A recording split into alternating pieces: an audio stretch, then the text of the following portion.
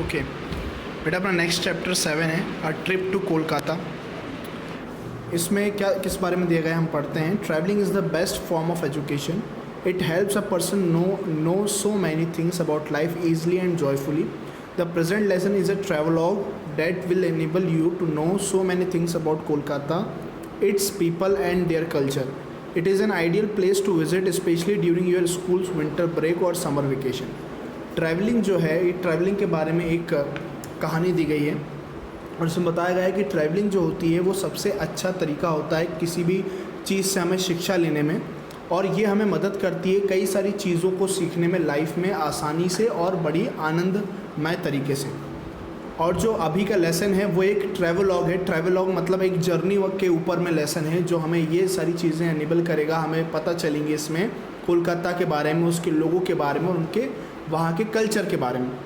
और ये एक आइडियल प्लेस है, ये एक बहुत अच्छी जगह है विज़िट करने के लिए, ख़ास करके जब आपके स्कूल के विंटर के वैकेशन चल रहे हों या फिर समर वेकेशन चल रहे हों।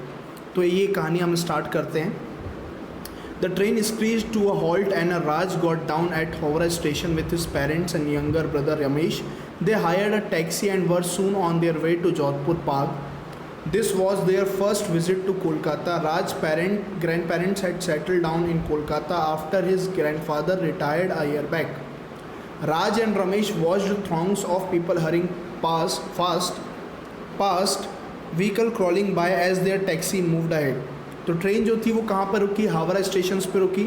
और जो यंगर ब्रदर था हावड़ा स्टेशन पे रुकी, और राज जो था वो अपने पेरेंट्स के साथ उतरकर अपने छोटे भाई रमेश के साथ वहाँ पर उतर गया। उन्होंने वहाँ पर टैक्सी ली और वो जोधपुर पार्क की तरफ जल्दी से चल दिए। This was their first visit to Kolkata, और उनकी ये पहली जर्नी थी कोलकाता में।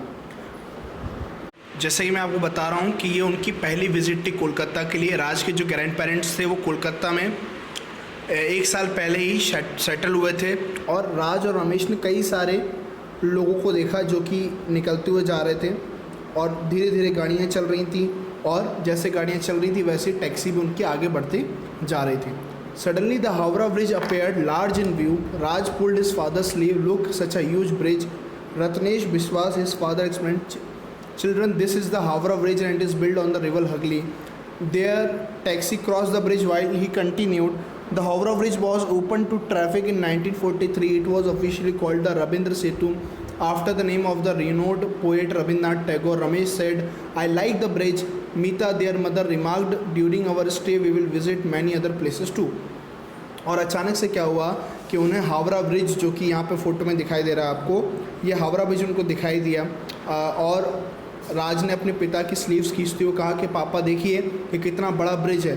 रत्नेश विश्वास जो उनके पापा थे, जो उनके पिता थे, उन्होंने एक्सप्लेन करके बताया कि बच्चों ये हावड़ा ब्रिज है और ये हगली नदी पर बनाया गया है, और ये जब टैक्सी जो होती है ब्रिज को कंटिन्यू कर रही होती, क्रॉस कर रही होती है, तो हावड़ा, और बताते जाते हैं वो कि हावड़ा ब्रिज जो है 1943 में ट्रैफिक के लिए खोला गया था, और इसका ऑफिशियली जो नाम है वो रविंद्र सेतु है, जो कि एक बहुत ही मशहूर पोएट के नाम पे रखा गया है, रविंद्रनाथ टैगोर।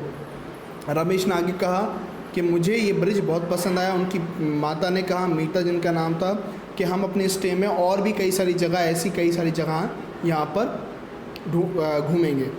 आगे क्या लिखा है? Next they cross the Eden Gardens. Meeta pointed towards the famous stadium and said, my young cricketers, that is the Eden Garden. तो जैसे ही वो अगले पड़ाव पर बढ़े तो उनको ईडन गार्डन दिखा, और मीता ने पॉइंट करते हुए कहा कि जो मेरे जो बच्चे हैं, जो छोटे छोटे क्रिकेटर हैं, उनको बताया कि यहाँ पर देखो ये ईडन गार्डन है, और तुम जब क्रिकेट को लव करते हो, तुम्हें पसंद है क्रिकेट खेलना, तो तुमने कई सारे मैचेस जो होंगे टीवी पे आपने इसमें इस स्टेडियम से देखे होंगे, और कई सारे मैचेस जो टीवी पे आते हैं वो यहाँ पर खेले जाते हैं। आगे क्या लिखा है? Raj and Ramesh shouted, oh this is the real Eden garden, can we play here? Raj और रमेश चिल्लाते हुए कहा कि ये सचमुच में रियल ईडन गार्डन है, हम यहाँ पर क्या खेल सकते हैं? क्या लिखा? No dear, but let me tell you that it was established in 1864। उन्होंने कहा नहीं बेटा, आप यहाँ पर नहीं खेल सकते, लेकिन ये कब इस्टेब्लिश हुआ था? 1864 में। It is one of the biggest cricket stadium in Asia. ये सबसे बड़े मैदानों में से एक मैदान है ये क्रिकेट खेलने के लिए। Many international matches are also played here and the stadium is the site of hosting Indian Premier League matches too. और कई सारे जो इंटरनेशनल मैचेस होते हैं यहाँ पे खेले जाते हैं और यहाँ पे IPL भी होस्ट किया जाता है। और बच्चों ने देखा, बहुत ही चौड़ी आंखें करके उन्होंने टैक्सी फिर आगे बढ़ गए। ठीक है बच्चों, इसकी जो आगे का चैप्टर है यहाँ से हम कंटिन्यू करेंगे नेक्स्ट वीडियो में, जिसमें मैं आपको ये पूरा चैप्टर एक्सप्लेन करूँगा।